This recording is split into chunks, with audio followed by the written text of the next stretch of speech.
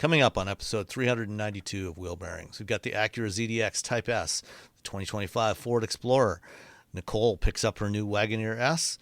Honda Prologue's getting some more range. EREV Scouts are getting less towing capacity. No breakaway adapters at EVgo. When is a CVT not a CVT? VW's got a 20,000 euro EV coming up. And Maserati cancels the MC20 electric model. All that and more coming up next.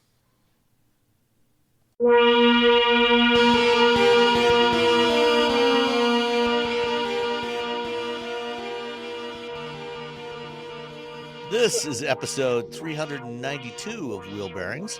I am Sam Abual-Samad from Telemetry Insights. And I am Nicole Wakeland from CarBuzz. And sadly, Robbie just pinged us a few minutes ago to let us know he's not feeling well this morning. So we're going to let him have the day off today. So no Robbie today, sadly. No.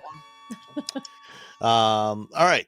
So what have you been driving, Nicole? I've been in two cars. Wait, why am I showing? I also got a new monitor, and now my whole life is confused. Like things are opening at wrong sizes, and everything's chaotic. I have been driving.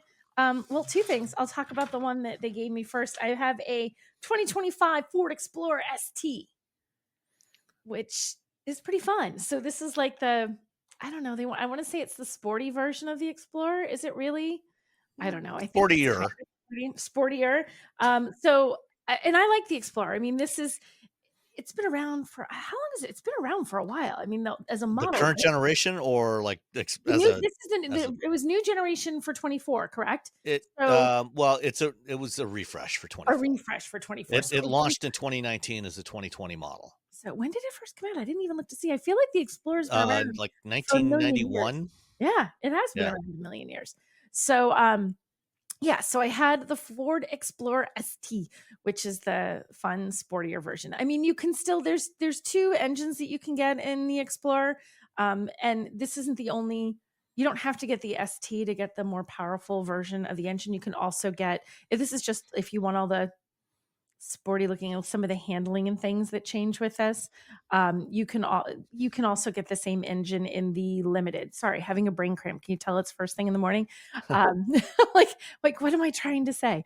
So this one also gets, though, it has looks that are a little bit different. Okay, so you look at it, it has inside, it has leather seats that have like accent stitching, and there's an ST logo embossed on the back of the seat backs. There's a flat bottom steering wheel. It has a little ST badge. You get a black headliner. There's black and like glossy and matte black accents inside. There's like a Ford Performance sill plate that's like it says Ford in white and Performance in bright red. So it looks kind of cool. So it definitely has a different look to it. The bigger part of it is, of course, the engine. So the base engine in the Explorer is a 2.3 liter turbocharged 4-cylinder. It has 300 horsepower, 310 pound-feet of torque.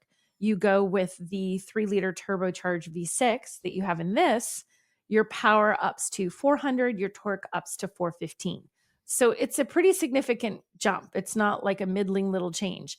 I've driven both versions of this. This one is obviously the more fun one. And I kind of like this on an SUV. Like I don't like an SUV. This is fairly big. It's not a small vehicle. It's fairly hardy SUV. And I like having that extra power. And I think, I'm driving it around with just me and Russ in it, but I can imagine with me and Russ and the girls and all their stuff shoved in the back and all that extra weight from 4 people and all of our cargo, I'm going to want that little extra oomph. So I'm a fan of this. It has a sport tune suspension in the ST that makes everything a little bit more responsive, but it also makes the ride a little firmer. It's not enough that you're going to be thinking like, oh gosh, what have I done? I bought a sports car. It's not a sports car. It's really just like a sport tuned version of the Explorer. Yeah, there's no doubt. The Explorer is not a sports car. It is not. So, but it does give you this will just give you a little sportier kind of feel, and a little more aggressive look to it, a little more aggressive feel to it. The thing where you really notice that sport tune suspension, the only time you'll notice it in a negative way, it is March in New England. Our roads are one giant series of potholes of varying depths and sizes. You hit a little one, no big deal. You hit one of those big ones, you know it. So it makes it a little bit more jarring. But to be fair, when the roads are like this, you're going to probably run into that in almost any vehicle, but it just is, I think, a little bit harsher when you hit those really like, oof, that was a change in the pavement in a seam, or oof, that was a pothole. You're really going to feel it. But you have that sport tune suspension. This one also gets paddle shifters on the ST. They have performance brakes with red calipers. So it's fun to drive. And one of the funny, okay, I'm trying to find it. So it was funny. I went to look up the fuel economy. I'd never heard this before. You probably knew this. So of course there's rear wheel drive and all wheel drive for the 2.3 liter. And there's two different numbers. Then there's rear wheel drive and all wheel drive for the 3 liter, two different numbers. Then there's one more number for the 3 liter V6. And it says like S10 on the EPA fuel economy site. And I was like, what the heck does that mean? S10? And it was only for an all-wheel drive version. That's literally the ST trim. Mm-hmm. And I said, what makes the ST trim? It literally, all that changes is the combined fuel economy drops by 1. City and highway are still 1825, but combined goes from 21 to 20. And I think that is the strangest thing I've ever seen. I messaged rounding errors. No, they said it's because of the paddle shifters. Somehow the paddle shifters do just enough. I don't know. Yeah, that's what I'm saying. That's what I mean. Yeah, there's when they test them, they test the standard one, and I think it's actually, I think it's a little more than the paddle shifters. I think it's also the tires as well. Could so be there's the tires too. there's subtle differences, so that when they do the rounding, they round to the nearest integer for what they display on the site. You can actually download the raw an Excel spreadsheet with the raw data file. I'm not in doing there that has the unadjusted numbers. And so, again, when you look at the city and the highway, each one of those individually, probably rounds to the same numbers for the ST versus the non-ST, but they're slightly different, probably slightly lower for the non-ST. Yep. And then when you do the averaging, that average number, when they round it, ends up rounding down to 1 mile per gallon. I thought that was funny. I'm like, really? And because I looked at it and I thought it has to have something to do with the ST. So I messaged them. Their official explanation was it's because of the paddle shifters. I'm like, okay, fine. That's your official explanation. But I agree with you. I think there's a little bit that tires probably impact that as well. So this is like driving an Explorer. It's driving a very nice Explorer. It has a nice interior. It has the B&O audio. I love where they place the wireless charging on this, because it's sort of like there's a little shelf that's just beneath the vents, and it has a spot where your phone slides in, and there's a spot next to it where you could either put another phone just to sit, or like your wallet or something. But I love them when they hold them in place. There's like a little bar, so it can't shift right left as you take corners. And because it's in a little shelf that has sides completely closed in, you're not going to lose it if you take a corner sharply. That's become my pet peeve, when my phone just slides around, because not only do you hear it going like clunk, clunk, clunk, clunk, clunk, but also you sometimes hear it going off on, off on, off on, off on as it's charging, which drives me crazy. So I like how they've done that. And it's an attractive interior. The red stitching that it has in there looks good. Fuel economy is decent. That those numbers, 18, 25, 20, they're not stellar, but it is a fairly large SUV and you get a decent amount of power. So it's not like it's bad. The best you can do, just as a heads up in this, is if you went with the rear wheel drive with a lower, smaller engine, 20, 29, 24. So it does get a little better if you're doing, but it's not like this gigantic jump. But if you really need fuel economy, go for the less powerful engine. In terms of pricing, so the ST with all-wheel drive, which is what I have, is priced at $56,260. The least expensive version of this is the Active with a lower engine and rear-wheel drive is $39,755. It's a pretty big spread. And this year, when they did the refresh this year, they used to be able to get a naturally aspirated 3.3 liter V6, which was the base model. And they've dropped that this year, because I think people drove that and said, yeah, I think I'm going to go with the 4-cylinder turbo instead. Right. So, I mean, there's a pretty good price spread, but really if you're going with, so the Active and ST line of the base engine, the Platinum and the ST have the larger engine, you're paying a premium for that extra power. But you can get it between 39 and 46 if you just keep it toward the bottom of the lineup. And when I say bottom of the lineup, it's not like this vehicle only has 4 trim levels. And I think especially when the trim ranges are small, when they're huge trim ranges, you can get a base trim that is really, really basic. You know, they keep taking things out to get the price lower. When it's a smaller lineup, I tend to think that the base trim is always a little bit nicer because they haven't gone quite as low because they don't have 10 different trim levels. Like over the years, they've, you know, OEMs, a lot of them have narrowed that down. So I think even in a base trim, the Explorer's a nice vehicle. I enjoyed driving this. It was fun. I think if I was going to buy it, I'd be really tempted to get the ST. I think I'd probably go the ST or the Platinum. There's only a $2,000 difference between the two. So basically, what you're trying to decide is, do you want sporty and sporty styling, or you just want fancy with the Platinum? And I think there's too much chrome on the Platinum, so I like the ST. I'd be inclined to agree with you on that. I actually have a Platinum in the driveway right now that I'll talk about more Oh, next do week. you really? Yeah, it just got delivered on Friday, and I haven't really driven it I've had a much chance.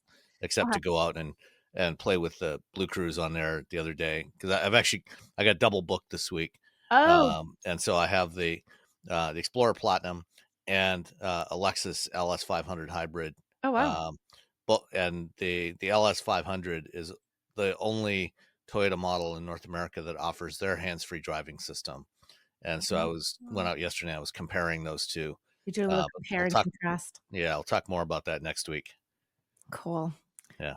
So we'll have more Ford Explorer. We're all Ford Explorer all the time. So that was my official press car for the week, which I drove until yesterday. And then I'm like, you're gonna have to sit in the driveway for the rest of the time because I finally got my Wagoneer S. It's Wow. And the funniest part was the dealer texted me. He's like, "Nicole, we have your car." And I literally thought in my head, "Sure." And the next thing is a picture, he's like taking it in the parking lot. I can see. And he's like, "No, really, we really have your car." I'm like, "Oh my gosh, it's there." So I went and picked it up. I had to say, How'd first that of all, go? well, the dealership experience, the people, the service, totally fine. Why does it take 5 hours to buy a car? We walked in at quarter to 11. We walked out at quarter to 4. I actually escaped while stuff was happening to go have lunch and came back. And I just don't want it to sound like it's a knock on the dealership we went to. That's every dealership and every car I've ever bought in my whole life. 5 hours. It was basically our whole Saturday. That's insane. I mean, what were they doing that took 5 hours? Well, I got there and they had told me it was there. They had literally, I think, just gotten it because it wasn't even like dealer prepped. You know, there's still, you could see they Mhm. hadn't prepped it, which is fine. And I think he told me the minute it came in. But I took it for like a drive just to make sure it was, everything seems good. I came back to like, well, we got to, pull off the plastic and clean it and put the floor mats in and all that kind of stuff. I'm okay, that takes a couple minutes, whatever. And we knew how we were doing the financing and the payments for everything. I knew how all that was working. So it wasn't like it was a surprise and they had to coach me for an hour and a half. I'm like, no, this is how I want to do it. And it just took that long. But the funny part, you spend so much of the time waiting. Like I go in, I tell them I'm here to pick up the car that I bought. They know what the car is for me.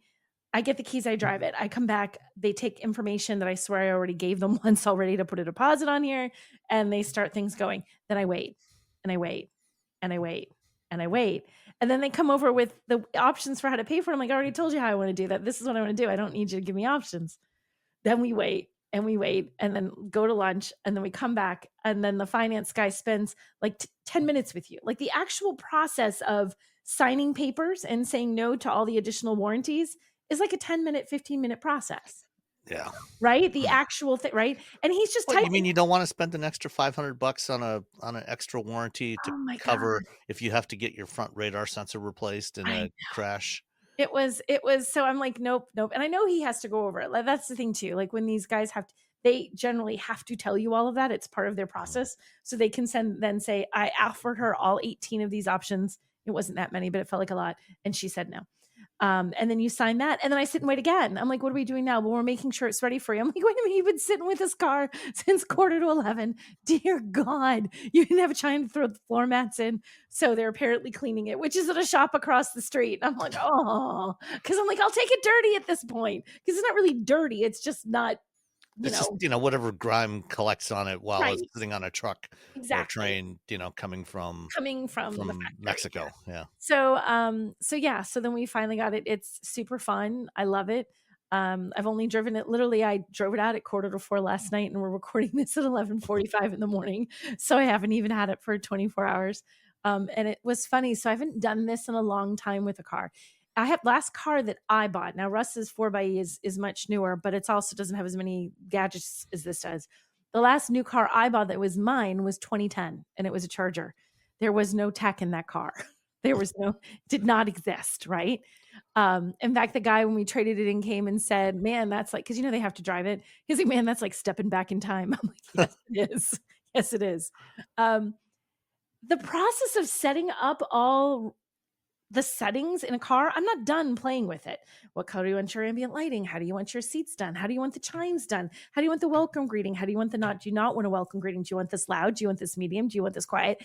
I'm going through menus and I understand them all, but it's just like, am I done with this yet? There's so many menus. I don't normally do that when we test drive a car. You're not going to set, I'll check things out, but I don't think about like, well, this is what I'm going to have it set for the next however long.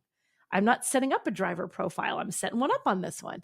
It's a lot to set up the first time you buy a new car these days. Yeah. So it was, yeah. So the process is fine. I went to a dealership here in Nashua. It's called Allen Mello Dodge. Allen Mello Chrysler Jeep Dodge Ram. But they were great. The guys there were great. The manager there was great. The sales guy we've used before when we got Russ's 4xe, his Wrangler. So they're all wonderful people there. It's just the process of buying a car. Dang it, is it painful? It's painful, Sam. It sounds like it. The last time that we bought a new car, it's coming up on almost 8 years now when we bought the Civic. Mm-hmm. And I think that one took about 2 hours.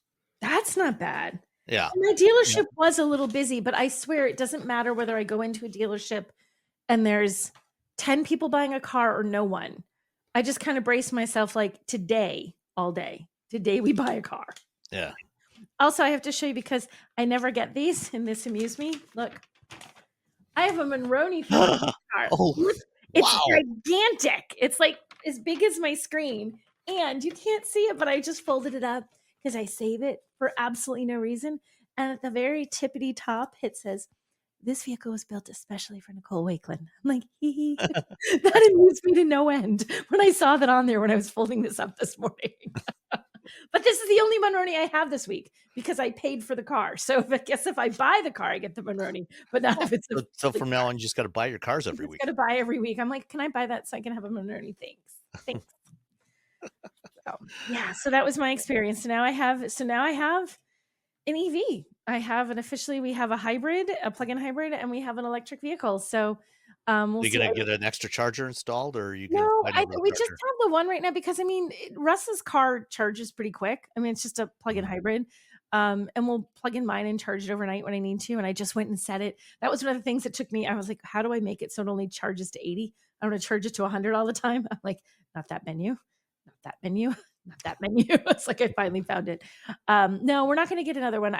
I mean, we'll see, but I don't think it's going to be an issue. I mean, when I have press cars that are EVs, we split between the two and it's never a problem. So I don't imagine that it will be a problem for this. I don't think. So yeah, so now we just are going to see how and I did this. So it's the range on this, it says over 300. I think when I did the drive, I remember them giving a figure of like 303 or 310. It literally is just like that. Over 300 that they give for range. I fully charged it last night because I wasn't able to find, I'm like, it's too late. I can't figure out where the 80% button is. So I did fully charge it to 100% last night. It was about 26 degrees when I got up this morning to drive my husband to the train station for a work trip this week. And it had 259 miles of range at 100%. So. I just looked at the fueleconomy.gov and the Wagoneer S with the Falcon tires is 303 miles of range. Mm-hmm. And then they list one with Pirelli tires that's 270 miles of range. So that must be a performance option. Must be. Yeah. So it was fun. I had a good time. So now I have a new car. I had the last one for 15 years. We'll see how long I have this one. See if your battery holds up for 15 It was time. It was time. It wasn't like I get them all the time. Yeah. Smartphones have gotten way more expensive over the past decade, and all it takes is one impact on a hard floor to make you wish you had spent a few bucks to put a case on it. Going online without ExpressVPN is like not having a case for your phone, and it only costs a few dollars a month. Nicole, Robbie, and I travel a lot for our work, and we spend a lot of time in hotels, coffee shops, airplanes, and of course, the Delta Sky Club. Connecting to the Wi Fi in any public places with shared Wi Fi puts your data at risk because bad actors could be intercepting what you send and using it to steal from you. It only takes some cheap hardware to intercept Wi Fi data, and even a smart preteen can do it. Hackers can make up to $1,000 per victim selling personal information on the dark web. ExpressVPN stops the bad guys by creating a secure, encrypted tunnel between your device and the internet. ExpressVPN uses state-of-the-art encryption that would take a supercomputer up to 1 billion years to crack. I have ExpressVPN on all my devices, including a MacBook Pro, Windows laptops and desktops, and Android and iOS phones and laptops, or tablets. When I want to be secure, I just launch the app, click once to connect, and my data is secure. As I said, I travel a lot for my work, and I have to connect to countless public Wi-Fi networks in many countries. I have ExpressVPN on all my connected devices so that whoever else is on the same network can't see any of my data. That's important because I often have to check banks, credit card accounts, and transmit client data that might be sensitive, as well as filing articles on news that might be under embargo. ExpressVPN protects all of it, and I've been paying for my own account for years. Secure your online data today by visiting expressvpn.com/wheelbearings. That's expressvpn.com/wheelbearings, and you can get an extra 4 months for free. expressvpn.com/wheelbearings. Did you know you can support Wheel Bearings directly? Head to patreon.com/wheelbearingsmedia and you can become a patron today. Your contributions will help fund the platforms and tools we use to bring the podcast to you. And exclusives and improvements are already on the way thanks to your generosity. So if you want to be part of an automotive podcast like no other, head to patreon.com/wheelbearingsmedia. We've updated the Wheel Bearings merch store, and now there's a whole bunch of new choices, new colors, new styles, t-shirts, sweatshirts, hoodies, hats, mugs, travel mugs, stickers, aprons, tote bags, you name it. You can get your Wheel Bearings merch at shop.wheelbearings.media. Go check it out. That's shop.wheelbearings.media. While you were giving us that description, I did download the data sheet, the spreadsheet from fueleconomy.gov. You did. That has all the raw numbers in there. Yeah. And so looking at the Explorer, with the 3-liter V6, they've actually got 4 variants, 2 A10s and 2 S10s. And I'm not sure exactly what the difference is between the 2 A10 variants. And the 2 S10 variants, but looking at an A10 variant and an S10 variant that show the same 18 and 25 city and highway fuel economy, and then the A10 has 21 combined, the other one is 20 combined. When the way they do the fuel economy ratings is they have the base test, the test cycles that they run the cars on, and then they that generates what are known as the unadjusted fuel economy numbers. So they have the city and the highway cycles, they get the unadjusted numbers, and then there's a bunch of factors that they apply to it, that try to bring those unadjusted numbers down to something that's more real world realistic. And if a car has auto stop start, for example, or some other features that might affect the fuel economy that aren't necessarily reflected in the test because the way the test cycles are run, those all get added in there. So both of these show 18 and 25 city and highway, with 21 and 20 for the combined numbers. Mm-hmm. When I look at the unadjusted numbers, the unadjusted city for the A10 is 22.7 miles per gallon versus 18. For the ST, it's 22.1. Okay, that's where it is. Which when they do the adjustments, it rounds off to 18 in both cases. Yeah. And then similarly for the highways, 35.5 and 34.5, which round off to the same 25 when they make the adjustments. But then the combined comes out to 27.1 for the regular Explorer and 26.3 for the ST. So that's probably enough of a difference when they apply Just the same enough. adjustments to it Yeah. that it rounds down to 20 instead of up to 21. Yeah, and you have to be very precise when you give your EPA stuff. You have to follow their rules, so, Oh yeah. yeah, and if you don't follow those rules, they will come back and get you They eventually. they will be very displeased with you, and so will the public, because then you're called a liar, even if it was for point 0.2 miles per gallon or whatever. Well, I mean, there have been cases, including with Ford, over the years where they've been off by a little more than 0.2 miles per Exactly. gallon. Normally, it's not this close. Normally, it's, Like a bigger back, number. yeah, back in 2013 when they launched the Fusion, the last generation of the Fusion hybrid, and also the C-Max hybrids.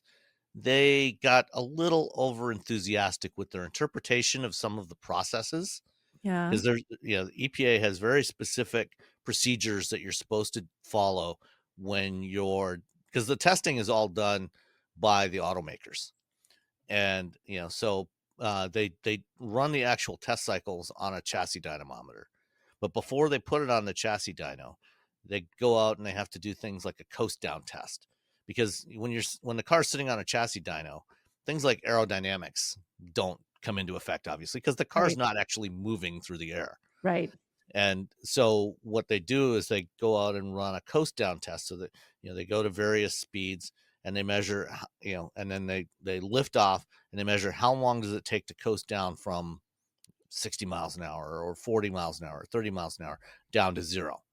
And from that, they come up with among other things, they come up with a factor that incorporates aerodynamics, incorporates the rolling resistance of the tires, the drag, and everything.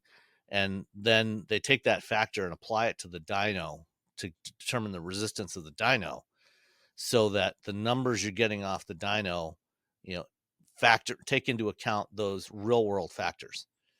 And there have been times when some automakers, Ford's not the only one, Hyundai and Kia have gotten busted on this, Mhm. and Honda and Mini have all gotten busted on this over the last decade. Um, and that you end up with coast down numbers that are lower than they should be. And Mhm. as a result, your fuel economy numbers that you get off the dyno come out a little higher than they should be, Gosh. or in some cases, a lot higher than they should be. Like in the case of the C-Max, they How long and was it? Was it bad? I don't it, it remember. was it was 47 miles per gallon combined. Okay. It actually, when people actually started getting their C-Maxes, Yeah. they were getting like 36, 37, Ooh, that's huge. and they started complaining. And so Wow. EPA got a couple of C-Maxes, and they did the same with the Fusions, and they've done the Yeah. same to Hyundai and Kia and others. Took them to the lab here in Ann Arbor, ran their own Mm. set of tests, and found, yeah, Ford or Hyundai or Kia, you guys made some mistakes here. Here's a bill for your fine, and you're also going to have to, and the EPA didn't make them pay customers, but there were some lawsuits I was that gonna they say, but settled, and customers, yeah, you 'cause know 10 sent miles per gallon is not yeah an sent customers insignificant checks number. for many hundreds of dollars Yeah. to compensate. So what do you think? Do you think, honest thought, do you think it's an intentional thing because they think it'll sell more because, well, maybe they'll catch it, maybe they won't, it'll be worth a fine, or do you think someone literally has screwed up? Yes. All of the above. All of the above? Yeah, but, yeah, I don't, I would I wonder. don't want to accuse anybody of doing something intentional, Yes. I would. but, there, there's always some ambiguity in the way the Mm, rules and procedures are written. yes. And, some people are willing to take a little bit more license with interpreting that ambiguity. Mhm. And so they end up coming up with some numbers that are perhaps a little overly optimistic. So it's there's blame to go around for everybody.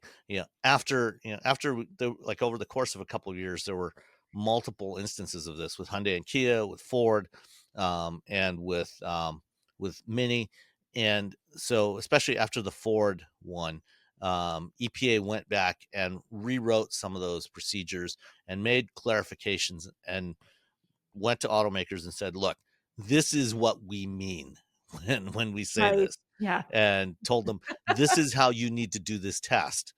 And and they also started doing a little more of their own testing as well. Typically, prior to this, in any given year, because the way the regulations are in the United States, manufacturers self-certify. In Europe, manufacturers have to go through a type approval process with an independent third party. So they provide vehicles to a third party like TÜV, or there's a couple of others that are certified for this. They give them the vehicles, they go and test them, and that third party provides the data to the regulators. I wonder Here why in the we don't U.S., do that. Why don't we have a third party do it too to eliminate I weird. let's not get into politics Oh, right yeah, it's now. politics. You're right. You're right. You're But right. basically, they're allowed to self-certify here. So manufacturers run their own tests, and this applies to crash tests, all the regulations. Um, and then the regulators do spot checks.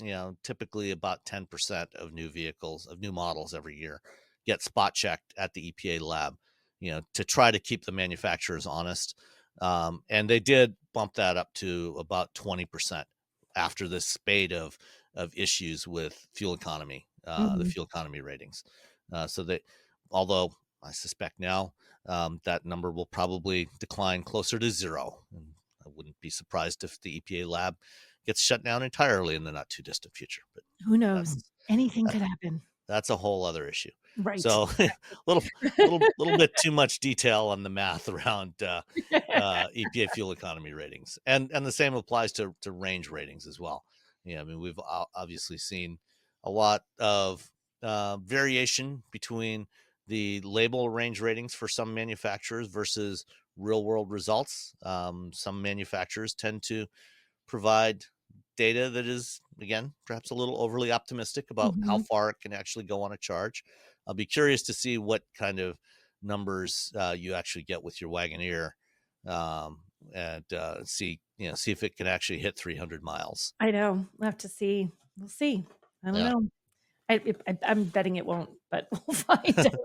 Well, at least not when it's 20 degrees out. Not right now. Yeah, it's not fair because it is still getting into the 20s at night. So, It's supposed to be 53 here this afternoon, and it's supposed to get up to almost 70 later this week. oh, nice. Well, hopefully that weather comes my way. I would like some warm. I was in Aspen earlier this week and it was snowing. So like Aspen's lovely, but a sleigh ride in the snow, like actual snow, I'm like, oh, this is not quite what I bargained for. What what were you doing in Aspen? It was for the Ineos Grenadier and Quartermaster, Oh, okay. which I can't talk about yet. I can talk about it next week, the week after, I think, but it's When embargoed until the 17th. So it's embargoed for a bit. 17th, Okay. 15th. Yeah, it's embargoed a bit. So Okay.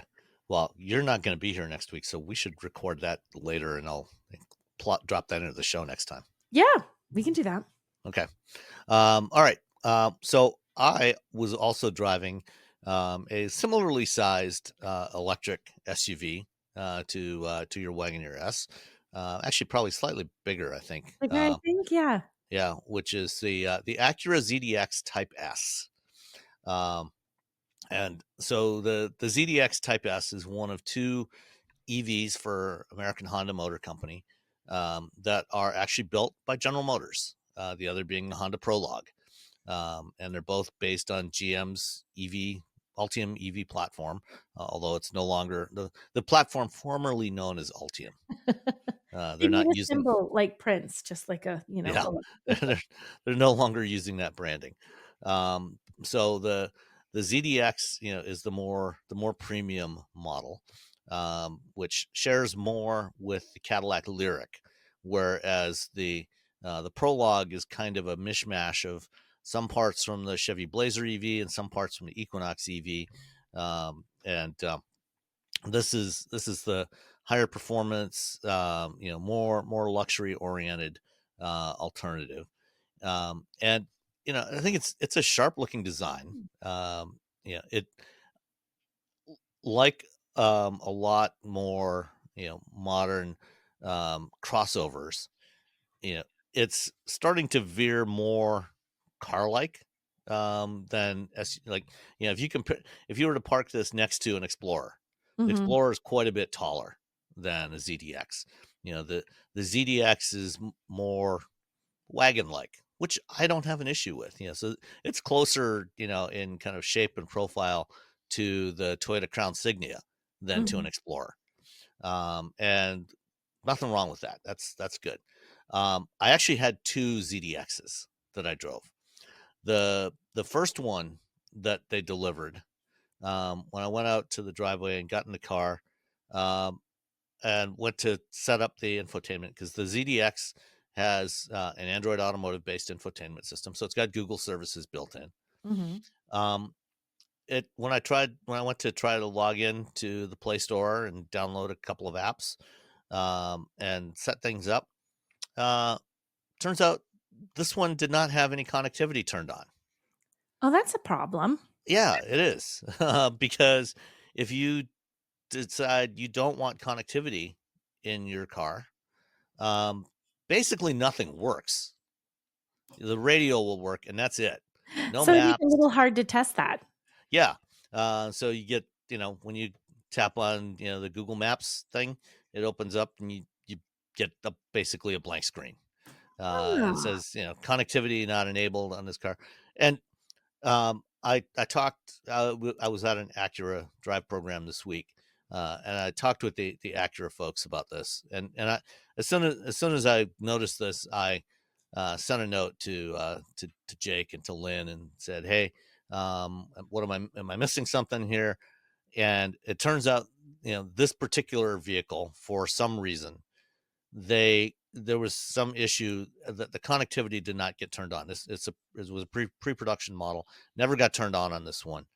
And so basically none of the stuff worked, including, I mean, it was to the point where I was sitting in my driveway and I thought, okay, well, maybe I'll connect it to the Wi-Fi, my home Wi-Fi. It No? wouldn't even connect to that. Wow. It's Yeah. just like, no connectivity for you of any kind. Yeah. Bad. So they had another ZDX in the shop at Drive Shop, and so they contacted Drive Shop and said, "Hey, can we get Sam this other one?" So I had a meeting over in your Drive Shop the next day.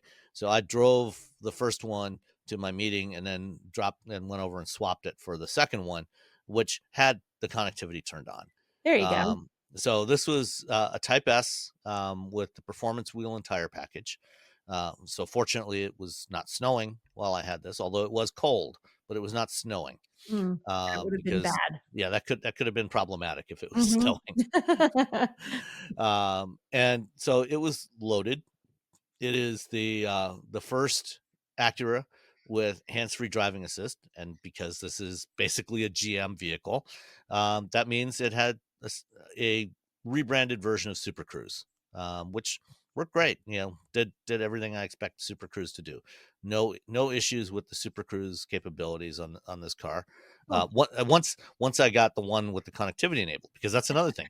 If you Oh, don't you have couldn't even do connectivity, Super that. Cruise doesn't work because it can't download map updates. Right. Oh, I didn't even think of that. Oh, that's awful. Yeah. So Acura, when you buy a ZDX, you do, and the same is true for the Prologue and for all their other cars that now have Android Automotive.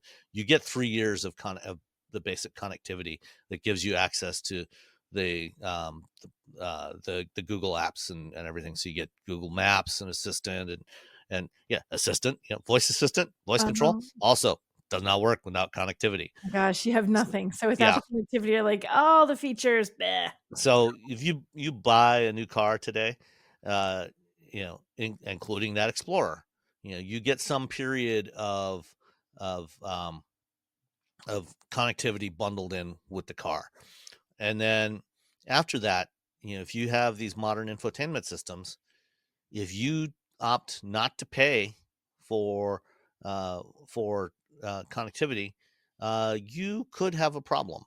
You basically lose your infotainment system, so God. you have to pay for your new car in perpetuity. Um, on other vehicles that I've tried, they do work. I've tested Explorer with connecting, turning on the hotspot on my phone Yeah. because I've already got a data plan on my phone and connecting it that way, and that worked. For whatever reason, Acura disables that capability. But I've had the stuff work, when it's connected to my phone on other vehicles. Mhm. Um, so um, the the Type S, they have the base ZDX is A spec, so you can get it in either A spec rear wheel drive, A spec all wheel drive, Type S, or Type S with performance wheel and tire package. And the rear wheel drive, it's the same setup as the powertrain is the same setup that's in the Lyric, essentially. So with the rear wheel drive, you get 358 horsepower from a single rear motor. If you get A-Spec all-wheel drive, they add a front axle motor that bumps that up to 490 horsepower. When you go to Type S, and so they're doing some software stuff here to limit it, because you're still getting the same motors with the A-Spec all-wheel drive and the Type S. The Type S, you get 499 horsepower, so an extra 9 horsepower, and torque goes from 437 foot-pounds to 544. Wow. So this is a pretty quick vehicle. It's Mhm. it's not as fast as, say the Tesla Model X Plaid, but it's plenty quick enough. It's like about 3.5 seconds, I think, roughly 0 to 60. Um, for the rear wheel drive version, it's rated at 313 miles of range. For the A spec all wheel drive, 304 miles, and then for the Type S, that drops to 278 miles, because again, performance tires, more rolling resistance. The tires are bigger, wider. It's on 22-inch wheels. They're 275s, I think, 275/40 on 22-inch wheels. So they're yeah. So a lot more rolling resistance, hence your range is going to be lower. Um, when I first got into the car, I looked the average efficiency up to that point of all the drivers who'd had it was about 2.9 miles per kilowatt hour, which is decent for a vehicle with this kind of performance level, this size, those tires. Um, the temperatures were in the low 20s the whole time that I had it. And so it did not do quite as well. It only averaged about 2.1 miles per kilowatt hour, 2.1, 2.2, which means that, if I had gone full charge on the 102 kilowatt hour battery, I could theoretically get about 210 to 215 miles of range versus the 278. In warmer weather, I think, it'll definitely do Mm. closer, based on what we've seen with the GM vehicles. They tend to do pretty well relative to their EPA ratings. So the 278, I think, is pretty realistic in warm weather conditions, but definitely not when it's cold. Fortunately, I was dropping the car off. I had an early flight on Tuesday morning to California, and it was cold. It was about 20-ish degrees. I plugged it in the night before and scheduled the preconditioning. Told it what time. Told it I wanted to leave the house at 6:15, Mhm. and set the temperature at 70 degrees, and got in the car, unplugged it, got in the car. It's nice and warm and toasty in there. That is one of the great things about EVs. Yes. That ability to precondition the cabin. I can't wait to be able to do that, especially when it's freezing cold. Yeah, yeah. Between the heated seats, the heated steering Right? wheel, Oh, having the cabin air all nice and warm already, so it doesn't take as much energy from the battery. Um, this thing is a pretty long wheelbase. It's like 121-inch wheelbase, so there's plenty of cargo space in the back of this thing. Um, it you know and plenty of rear seat room as well. I mean, the interior is very, very spacious. It's a five seater. It's a 2 row. It's not a 3 row. And so that means you've got tons and tons of room in the back of this thing, and Mhm. still tons of cargo space as well, which is really good. Um, it's also, as are all the other GM derived vehicles, it's on the heavy side. The rear wheel drive weighs in at 5,400 pounds, 5,421. The Type S, 6,052 pounds. Oof. Yeah. Yeah. So, I mean, you've got a fundamentally heavy architecture, Yeah. plus, because it's a luxury model, it's got all the features in there. Um, One thing I did notice, that was distinctly different compared to, say, the Blazer and the Equinox, and even the Prologue. The Yeah. seats were different. The seats were much better, much more comfortable. Uh, the the ones in the Equinox and Blazer are on the flat side. They don't have a whole lot of side bolstering. They're fairly wide and flat. They're not uncomfortable, but they're also not particularly supportive when you're going around corners. This one, much more typical Honda seats. Very comfortable, very supportive. Really, really like that. Um, what else? I also, the first one that I got, that with the no connectivity, that one was white. Um, Definitely don't buy any white cars, please. Buy pick bold colors.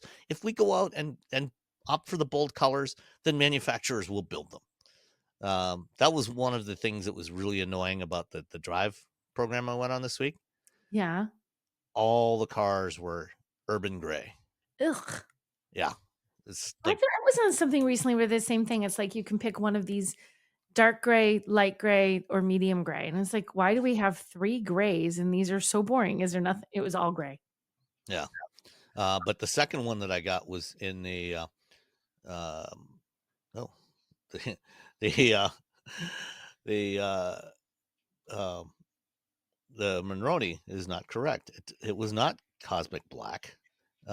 Oh, I want to find the right name for this color because was it a color? It was an it was actual a real color? color. It was a fabulous color. Okay, then you have to get the right name for it. Yeah. Hold on just a second here. Let's see. ZDX. Where's ZDX? There it is. Um, so the ZDX, yes, build, uh, double apex blue. It's a Double A, oh, cute. it's a fantastic shade of blue. Yeah, it really stands out. They've actually got a couple of really cool. They've got scarlet red, and they also have a tiger eye pearl, which is a goldish color. All three of those are fantastic colors. Skip the mercury silver metallic, the snowfall pearl, or the cosmic black.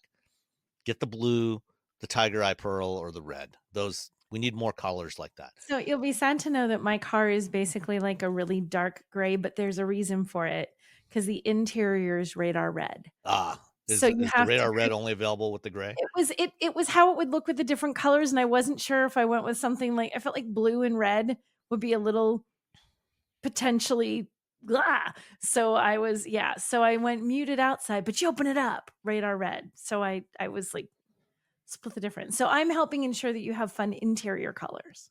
So I Okay. still feel like mission completion. Yeah, and frankly, I mean, we do spend, most of our time inside of the car, Looking at the interior, yeah. so you want fun interior colors too, Right? which, generally, if I was buying a car, I would stay away from anything like remotely white, for an interior, because it just is not something that holds up well. This one did have a white interior. They they look Or they call pretty it when orchid. they look pretty when they're new and the Yeah. cream like, sometimes they have, like, a common combination is, like, a navy and a cream or, like, a cream with, like, a sort of a mahogany, like, a dark brown accents. They look beautiful, but especially the seats. The color from your jeans and who I don't know anybody who doesn't wear jeans these days. The blue from your jeans colors those seats. Over Hmm. time, you get that blue, and sometimes it doesn't take long. Like, I've gotten press cars that don't have a lot of miles on them, and I can see the blue already on the seats. If you have a car and you have it for a while and you have those light seats, there's a darn good chance they're going to take the color from your pants, are going to bleed onto those seats, and you can't always get that out. So it looks super pretty, but not for long. I And mean, God help if me you're to steal if you're stuff. gonna, You know? get a new car every week like Nicole does, like Nicole's gonna do going forward, Right, exactly. I have another one playing for then Nicole. white interiors are fine. But yeah, in this case, it's actually Acura calls it orchid. It's actually slightly off white. Orchid? That makes me think it should be pink. Yeah, Doesn't orchid think like you think pink? I don't know, I think then you can get white orchids. oh, I They guess. they call it orchid. It's a just barely off white color. Okay. I mean, it looks really nice. That's what was in the one that I had. But it again, it's not something I would necessarily want to live with for several years.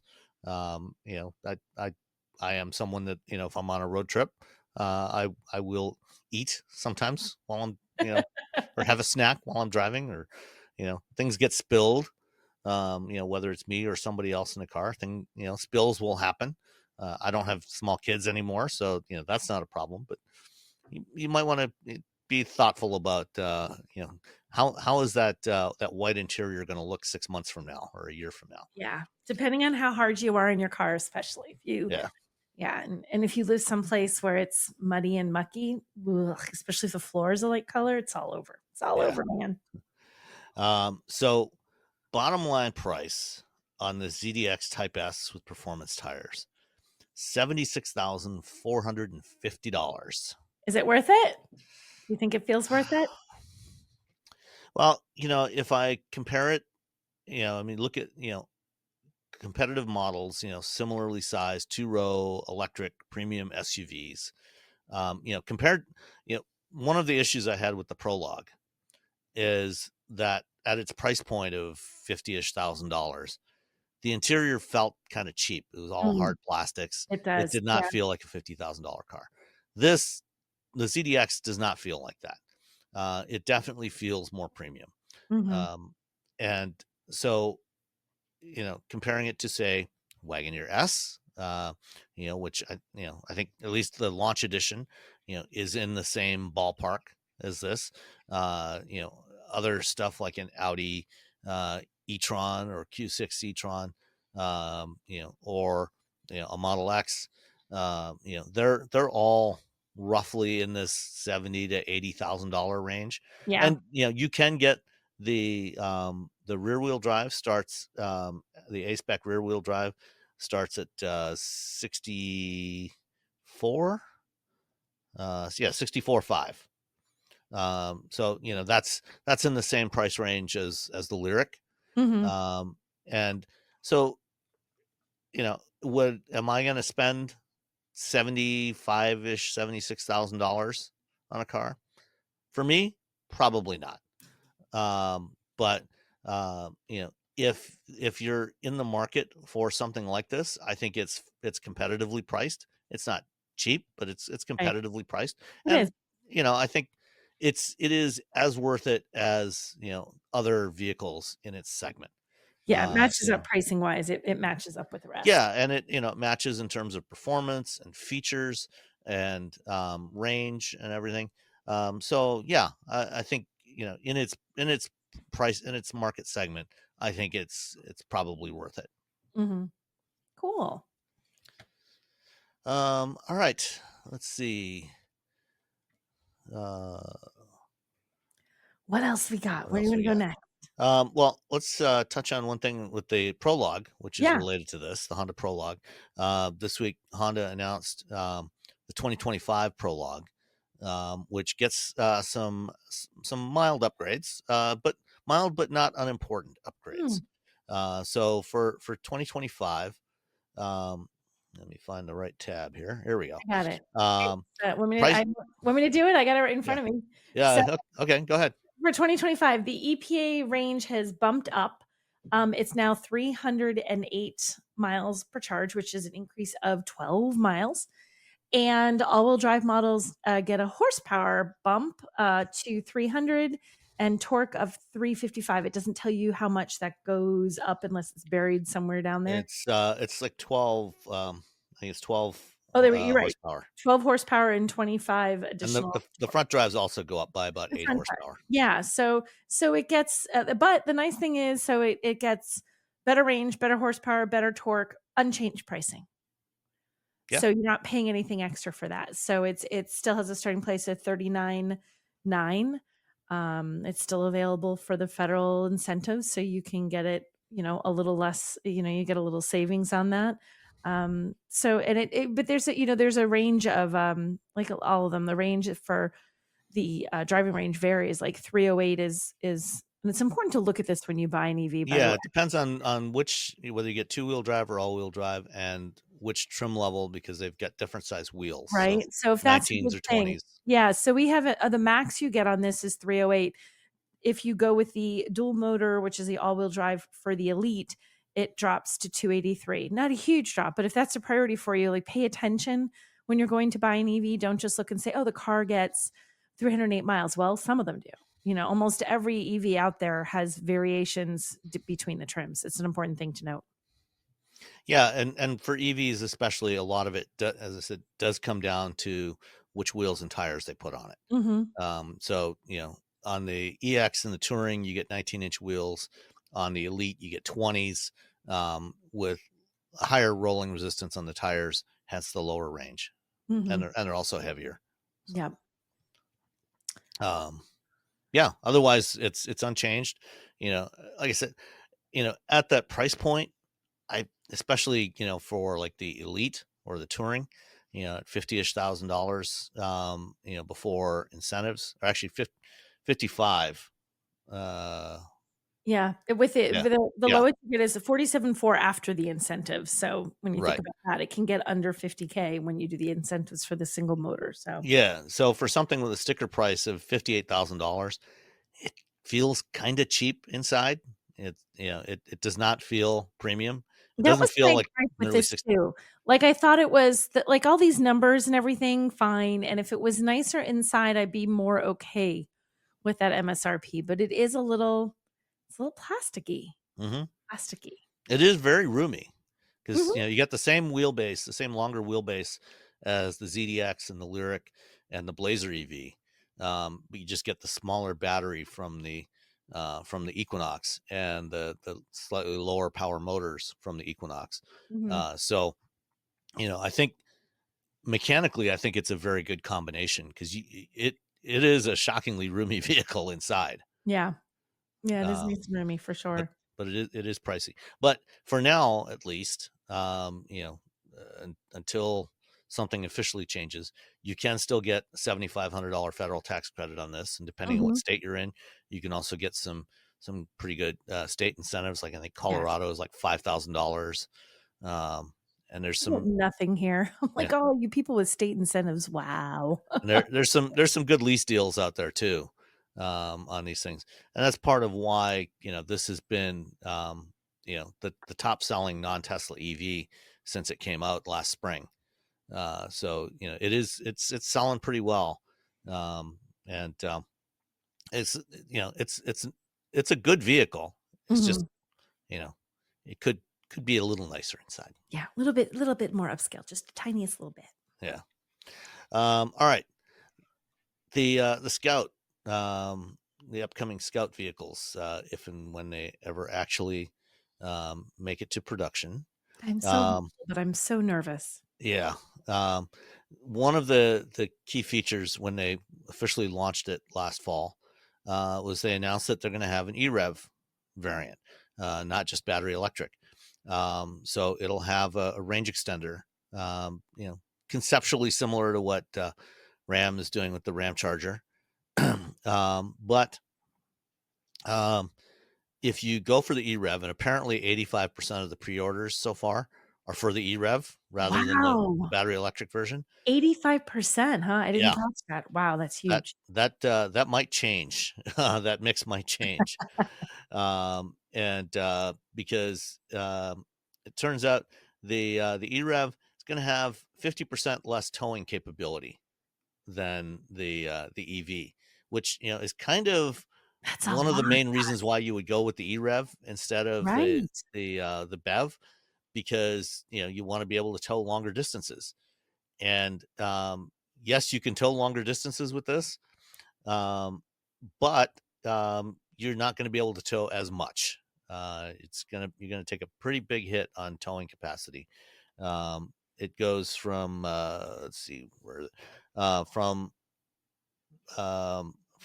it'll only tow 5,000 pounds Yes. versus 7,000 pounds for the SUV and 10,000 pounds for the pickup That's a pretty in big BEV form. difference. Yeah. That's a lot. I mean, obviously between the pickup and the SUV, big, chunk, but like it's a 2,000 pound difference Yeah. for the SUV.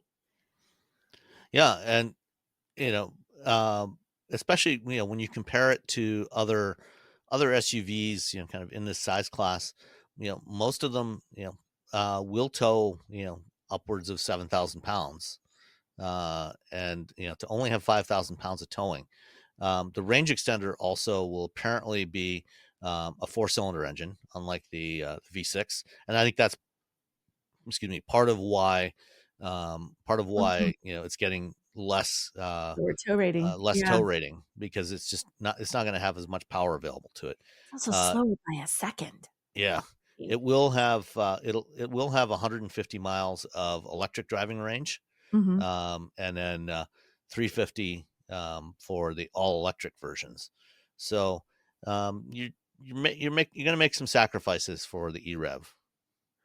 It does say, there is a statement here in this article that we're looking at. There was talking about they reached out to Scout and they confirmed those numbers, um, but it doesn't say they're final necessarily. So I wonder if they'll try to do anything to improve it. Because it says we understand the importance of optimizing the towing capacity for Scout vehicles. Final towing and payload numbers for all models of the vehicles will be released closer to production, which is targeted to begin in 2027.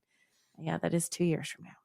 Yeah, I mean, it's certainly possible that could change, depending on what the customer response is to this. If people start seeing that they're not getting as much towing capability as they thought, especially, this is basically a full size truck and full size Yeah. SUV. These are bigger than the Rivian R1s, for example. Mhm. So it's closer in size to an F-150, Ram 1500 type of vehicle. They're not And small, and they're the kind of thing you would get when you see the size of them. They're the kind of thing you get because cargo and towing are important. Like, yeah, this kind of thing, it's not like, "Oh, this is a tiny little thing, who's gonna tow?" Probably a lot of people. Like, this seems like the kind of car you buy if you were going for towing. yeah, and I mean, this is one of the reasons why a lot of people have backed away from the full battery electric pickup trucks, is because of Mhm. how much range you lose when you're towing. This is why there's so much interest in the Ram Charger, Yeah. because it's going to be able to tow 14,000 pounds, for close to 300 miles I on a know, charge in a TFL tank. car or TFL truck, I think they are now, TFL Yeah, does a lot of, testing, obviously, with trucks and towing, and when you look at all the things, if you were real interested in seeing the nitty-gritty of all this, they do put some great stuff out, and it's dramatic how much when you're towing and it impacts your range. It's huge. So, like, having the EREV really does make sense because if you're towing huge stuff, you're gonna lose a lot of range fast. yeah. So some things to keep in mind if you're thinking about getting the Scout EREV. Yeah. All right, EVgo. Um, our our friends at EVgo Yes. have published some new rules, Huh. and basically, what the changes that they've announced are related to safety. There are some accessories out there that some third party providers are selling, including extension cables for fast charging, DC extension cables, and also breakaway adapters. So if you've ever used a MacBook with a MagSafe power connector, one of the great things about that is, if you accidentally trip over your charging cable and you pull it out, instead of pulling your very expensive laptop onto the floor and smashing it, the it's a magnetic connector that just breaks away easily. Very very nice, very handy feature. There's at least one company out there that was offering a breakaway adapter for NACS chargers. I don't know if anybody's actually offered one for CCS or not, but they were offering one for NACS chargers, so that on a supercharger or other chargers that use the J3400 connector, um, if if you were in a scenario where you felt like you were in danger and you needed to just get in your car and just pull away quickly. If you're in a dark corner of a dark parking lot charging your EV, and especially if you're a woman, Mhm. and you feel like when you did the cross country drive with the Right, EV, exactly. yeah, There were moments where it would have been nice to think, "Hmm, if that strange car turns out to be a dangerous car, I can just drive away." Yeah, because you it's like, "Hold on, please don't rob me. Let me unplug, and then I will escape." yeah, It's so yeah. I It's a can little see little the awkward appeal if of you're it. I plugged into yeah. a charger. So I can see the so this is only so is it looking at that continues to authorize automaker manufactured charging adapters? Because wondering about that. So because like Yeah, the Ionic 5, the new Ionic 5 has a built-in NACS, but they have an adapter for CCS. That right. would be okay And because that came from an OEM. Ford and Rivian and others, are providing adapters, that they have tested and validated, to be able to charge your CCS vehicle on a NACS charger. Right. Those are fine. So if you get one of those that's authorized by the automaker, those have been tested. Because the problem is, when you're pumping up to 350 kilowatts through these connectors and cables, that generates a lot of heat. And when every time you add another device into that chain, if you add another adapter in there, there's potential, there's more resistance and there's potential to generate more heat. It can be a real safety issue. Mhm. And but these this breakaway adapter, which is kind of like the equivalent of the Apple MagSafe. The idea was, if someone feels like they might be in danger and they need to get away quickly, instead of having to get out, unplug the car, get back in, they can just drive away, and it just pops off. It's a Right. magnetic connector. um, but they're not validated to be safe from a thermal management standpoint. So they could overheat, could potentially cause a fire, cause damage to the charger or to your vehicle. And so EVgo and other charging providers have similar policies about using unauthorized adapters. And so EVgo is explicitly saying they're not going to allow the use of any of these breakaway adapters or any DC extension cords on their network. So depending on, if you, for example, if you are towing a trailer, on a lot of chargers, it might be, depending on where your charge port is, it might be very awkward to actually reach the charger, to reach the Mhm. charging cable without unhooking your trailer, which is A a pain in the real butt. pain. Yeah. Yeah. And so people might want to use an extension cord. But again, because there's so much heat that can be generated in these DC charging systems, it's just and most of the DC chargers, the cables themselves are actually liquid cooled, so they have coolant Oh, running through the wow. cable. That's why the cables are so thick. I was wondering, is that what it I in my Yeah, mind, I just thought I never really thought about it, but I just assumed giant thing of wires that needed to be carefully insulated because of the elements and just being outside all the time. I yeah. never No, thought they it's actually have really liquid cold. I cooling did not systems know on that. there, and you're Oh, obviously, if you hook up an extension cable on that, you're not going to have that cooling in there. So again, heat becomes a problem. So um, you know whether EVgo is explicitly banning those devices, but generally I would not recommend using any of those anyway. yeah. So Like, there's aftermarket second stuff that you can buy, probably something that's putting giant amounts of electricity in your car is not where I would do that. yeah. All right. Next up, when is the CVT not a CVT? So I was at an Acura Drive event this week, which I'll talk about next week when the embargo lifts. But over prior to dinner on the first night, I was chatting with Scott Oldham, who used to be he was at Edmunds for a long time. He's now doing PR.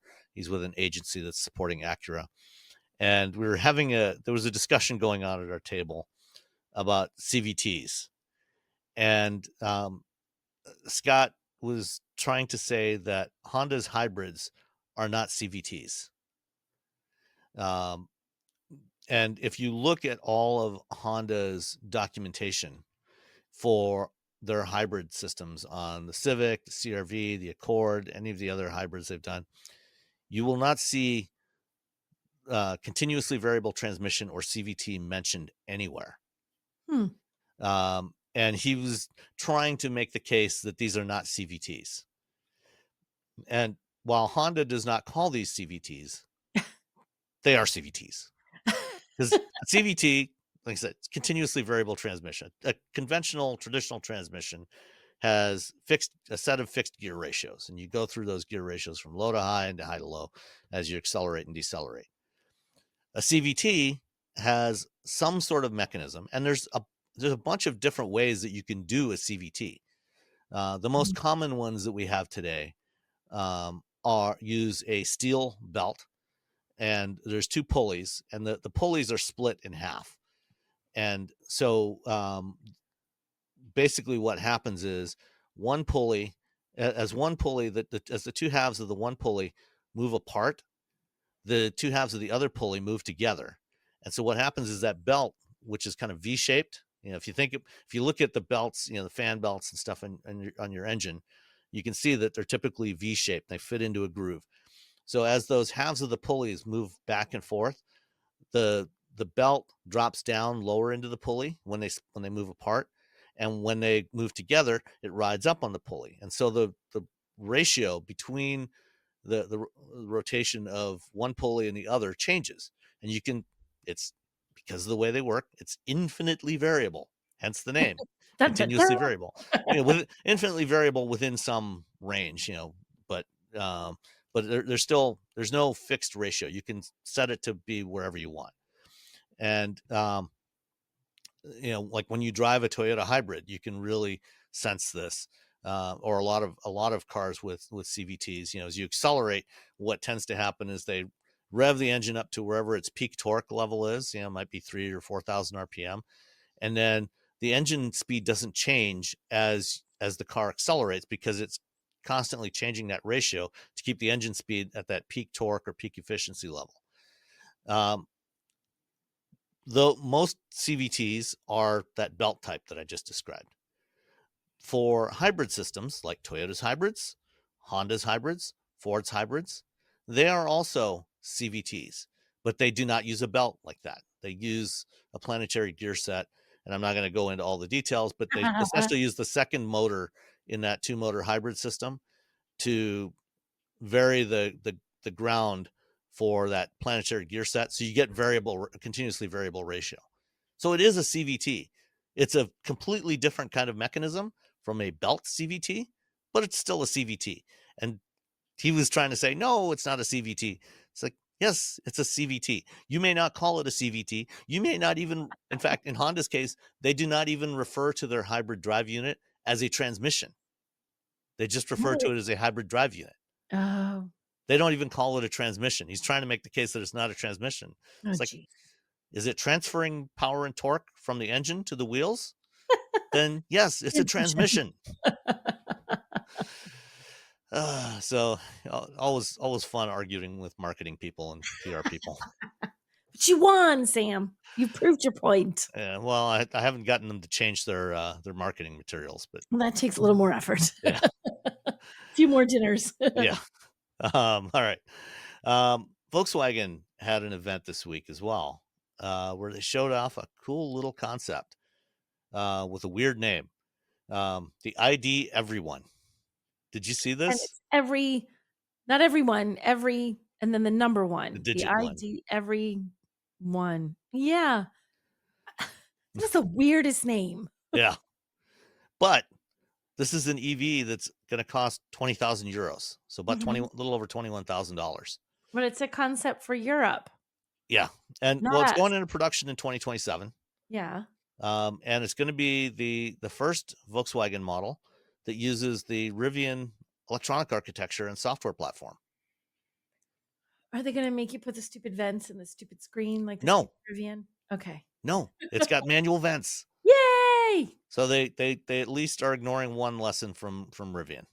You know what? It looks very Rivian inside. The pictures, that interior, when you look at the dash, it's got a very Rivian vibe to it too. Yeah, but it's a cute little car. It's very it's a little bit bigger than the old VW Up that they discontinued a couple of years ago. But yeah, I like this car. I think But it looks really good. I think it'd be great, but uh, it's just Europe, right? We're not getting yeah, this. we're not going to get this because we can't have nice things. Yeah, we can't have nice things.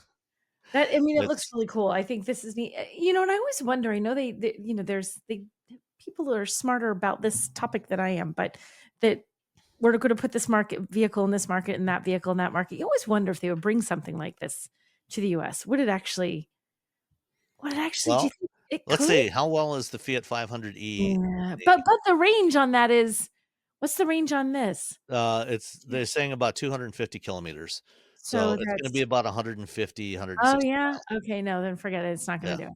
But if It's you not gonna could do it. get it for 20 grand, see that's the problem with the 500e is Yeah, it's same thing. 35,000 dollars. Yeah. This is Yeah, twenty it is thousand cheap. dollars. That's true, that is cheap, If but I still wonder about the well, I guess it was so city car or very short yeah, just a short commute car.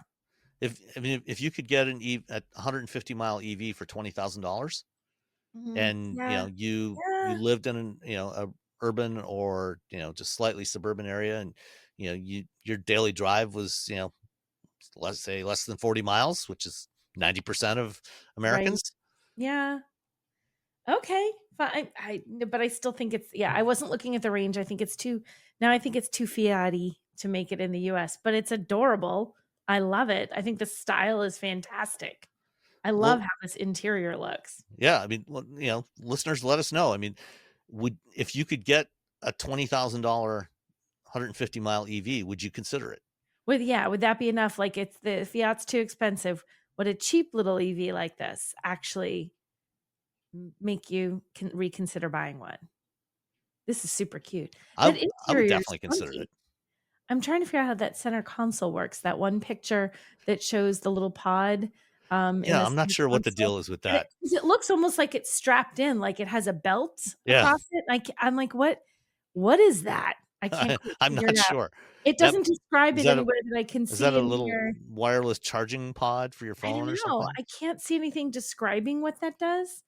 This is a concept, so it just might have been look pretty in the pictures kind of thing, but Yeah, I suspect that'll probably evolve. yeah, But it is a cool looking card though. manual vents all around, Okay, buttons I'm on the on board steering for that. wheel. Woohoo! Yeah, it's good stuff.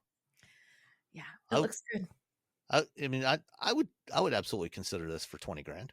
Yeah, Let's see. At a slightly higher price point, the Maserati MC20. slightly higher. Um, yeah. Yeah. Um, well, let's see. 22, about a 10x, 10, 15x difference in Sure, price. slightly Yeah. same, just So that's only whatever. moderately more expensive. Anyway, plans for the MC20 Folgore, which was going to be all electric, have apparently been canceled. Dun, Um, dun, dun.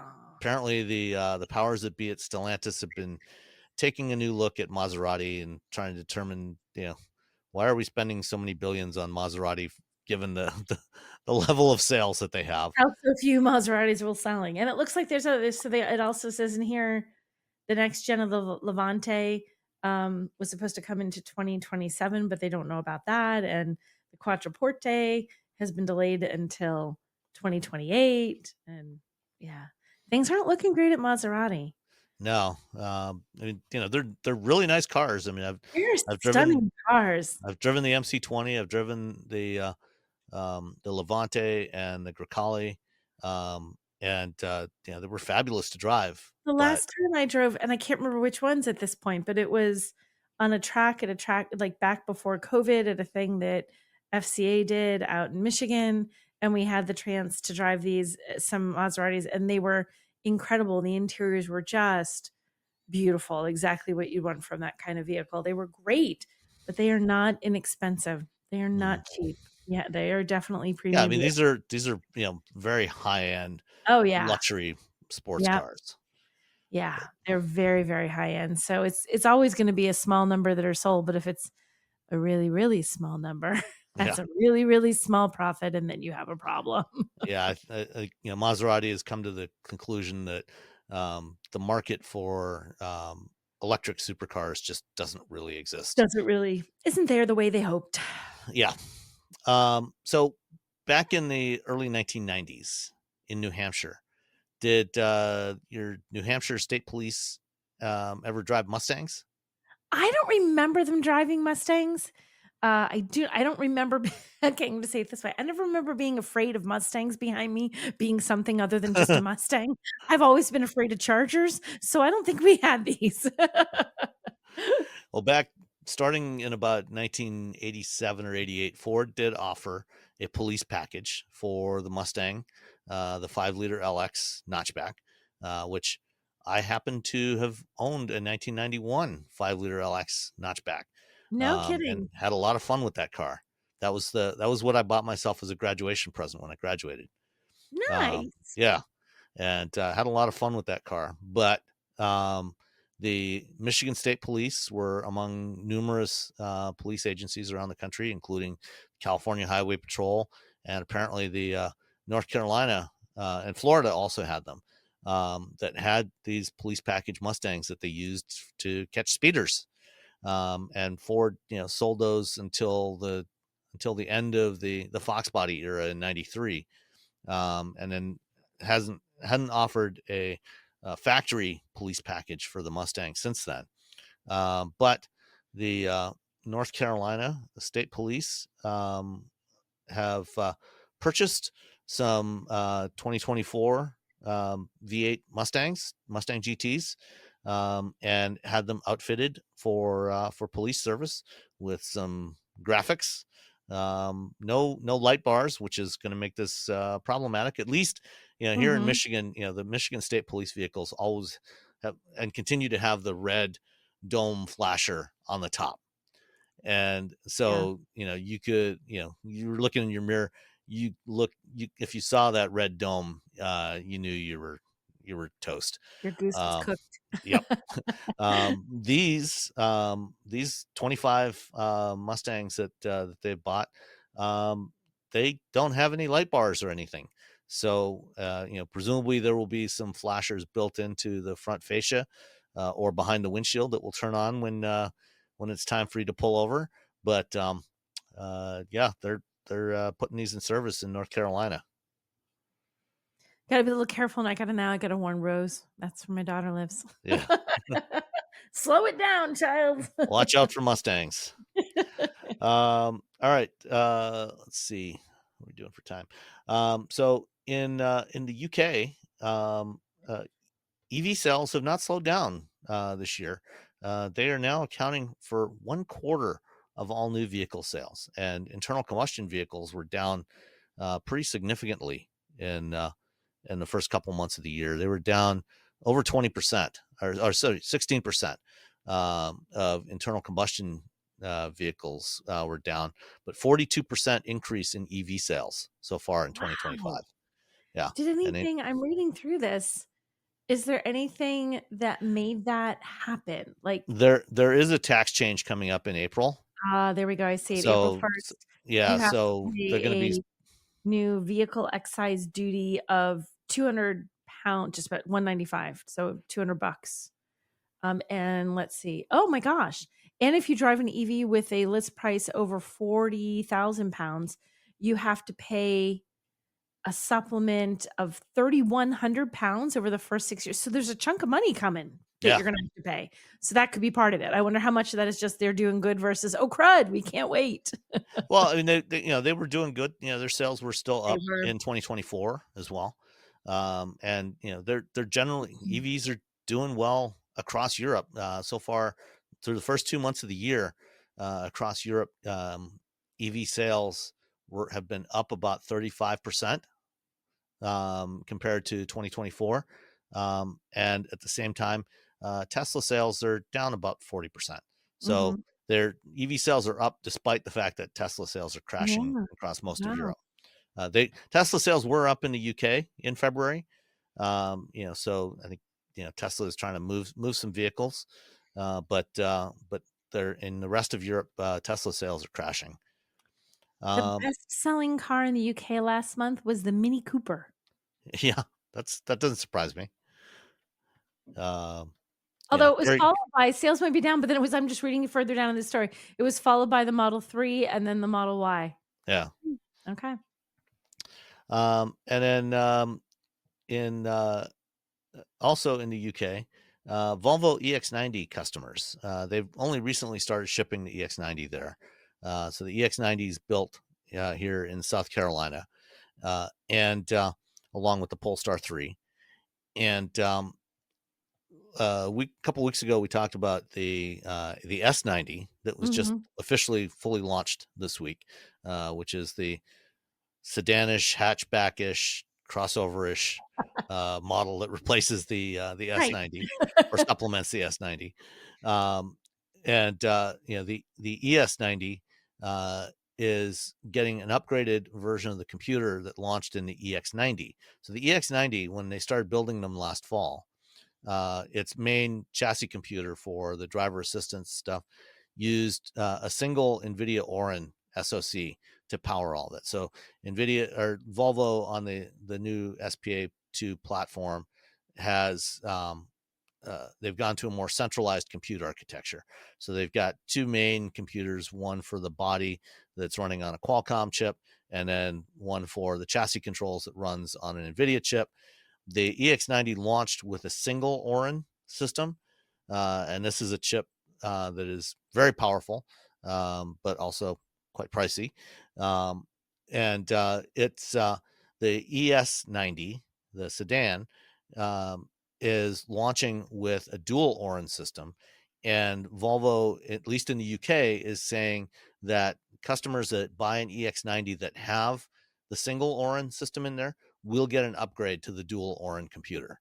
Well, that's Um, nice. I've reached out to Russ Datz at Volvo here in the U.S. And they haven't confirmed anything. They haven't announced anything yet for the U.S. market, but I'm guessing that if they're offering this upgrade for EX90s in at least in the UK, we'll probably see that here. It may or may not be a free upgrade. You may have to pay for it. We'll have to wait and see. Yeah, I can imagine they wouldn't at least offer it somehow, if not free, at least pay for it if people want it. Yeah. All right, let's answer some listener questions. Okay. First up from Scott. On a recent podcast, you were discussing returning an EV to a Hertz location and how it's impossible to return it with a full charge. I'm currently renting an I'm renting an EV from Hertz next week, and the policy is as follows. You recharge. If you return the EV at the same battery level it had when you picked it up, there's no extra charge. However, you don't have to return the vehicle with more than 75% charge. So no more than 75% is necessary. I did not actually read the documentation that came with my rental, but I asked the rep at the Hertz counter when I got the key for the Polestar I was driving, and she said 80%. Um, I wonder if they may have changed it. I know Russ rented his EV at a Hertz. It's a little while ago now, and at that time it was telling him you had to return it fully charged was what it said. And I was like, fully charged? Like full what? Like it was what? basically the same policy they've always had for gas vehicles. Right. It didn't look like it had adjusted for the fact that it was electric. Now, like I said, that was a few years back. So it may have been because it was early enough in there that they weren't somebody who wasn't really thinking said fully charged. And it's like, wait, we can't do that depending on where the last charging station is. And I remember him specifically being irritated that he got a vehicle at like say 40%. He's like, now I got to charge this sucker back up and just give them Yeah, fuel essentially. So that's good. If it says that, if it's only at either the battery level you had or 75% is considered full, that's actually pretty cool. yeah. Well, and the thing is, with EVs, they give you a digital readout on an EV of what your state of charge is. So you know it could read 97, 98, 99%. Whereas with a fuel combustion vehicle, you've got a fuel gauge that doesn't show Mhm. you percentage. Yeah. You can drive a couple of miles usually, and it's still showing full. And Right. so Like so full is there's a little bit wishy-washy because you can't see the yeah. exact percentage. You just, well, the needle looks like it's already over there, sure. Or it's a little tricky to tell. So even if you charge to 100%, and the thing is that last 10% or 15% usually takes a long time to fill up. And so if even if you stop at the closest charger to a Hertz outlet and you charge it to 100%, by the time you get from that charger to the Hertz location, it's usually going to be down to at least 99 or Right. 98%. So having a buffer like 75 or 80%, I think is pretty reasonable. It does. That makes sense. That's good. That's a good call on Hertz's part. Good Yeah. job, Hertz. All right. Next up from Chinton. It says, hey, Nicole, Roberto, and Sam. First of all, thanks for putting on such a great show every week. We enjoyed doing it. I think Sam needs to update his bio on the website. Did we see I this have one done before? that. I Uh, swear I thought we saw this question before, but maybe we didn't. uh, did, Did we? I know we talked about Or did we just talk about what he's about? the brake lights Yeah. coming on, because this one just came in a couple of days ago. Oh, then we must have Yeah. for somebody. I'm like, wait, I feel like Yeah. we just talked about brake lights. Sorry, Yeah. go ahead. So anyway, stumbled across this video today on YouTube, and I'll put a link to it in the show notes. Relates to stop lamps, brake lights on Hyundai Motor Group's eGMP cars. In short, according to this video, those vehicles did not activate their stop lamps when one pedal driving mode was engaged, or rather, they only activated them at the very end when the car was almost fully stopped. And that is true. We did discuss that a couple weeks back after we were talking about the Ioniq, the 2025 Ioniq 5s. And this is something that when they first launched the eGMP cars, this was an issue. Hyundai subsequently fixed it. So all the eGMP cars now do activate the brake lights when you lift off the accelerator pedal. So this that was a genuine issue, but now it no longer is. It says, Chinton goes on, my BMW EV activates its stop lamps as you would expect when it has fully engaged regenerative braking with enough force to cause the car to slow like a friction brake. However, I did not realize other car companies did not apply the same logic. In fact, according to the video, the Federal Highway Motor Vehicle Safety Standards do not require stop lamps to be engaged at all during regenerative braking. That's true. Those rules were written long before we had regen braking. They're There's no notoriously reference to it. outdated rules, which is why we don't get cool stuff over here too. It's such a huge thing to change. There's good stuff we can't get for exactly the same reason. Yeah. So do you have any experience with this yourselves? Don't you think that this is a massive safety problem if other car companies handle it the same way as Hyundai does? By the way, I wrote in a year ago asking about the type of car I would get my kid. He wanted an old A6 3.0T. We ended up getting him a 2018 Golf GTI, and he loves it despite not having more than 330 horsepower. Thanks, and keep the podcast coming. Yeah, I think every other automaker does this the right way. Basically, rather than tying the brake lamp control now to the brake switch, which is the way it used to be, they now just look at vehicle decel. Because all modern vehicles have accelerometers in there. They've got various other sensors that can tell how fast the car is decelerating. Once you hit, typically the threshold is 0.05 Gs, which is about what you'll get, from an internal combustion vehicle. That up to that point is what you'll get from engine braking, and then beyond that, you've got to apply the brakes. So it's usually somewhere around 0.05 Gs decel, then they will turn on the brake lamps. And they also, one of the things that was mentioned in the video, I watched about half of it so far, is if you're using adaptive cruise control and your car slows down in response to the vehicle you're following, they will also turn on the brake lamps. So finally, from Adam J, longtime listener, in case this doesn't make your news roundup on an upcoming episode, thought I'd share a follow-up to my email below. I'm not part of this lawsuit, but maybe this will prompt some future redesign. Currently, I store a portable jumper box with my neighbors who know what it's for, to come bring it to wherever I might be stranded and locked out of the vehicle if the 12-volt battery dies, because I can't store it in the car. And I know this would be faster than waiting for a tow truck, which took 3 hours to arrive last time I used Ford Roadside Assistance. I love everything about my Mach-E except this design flaw, so hopefully this will prompt a change.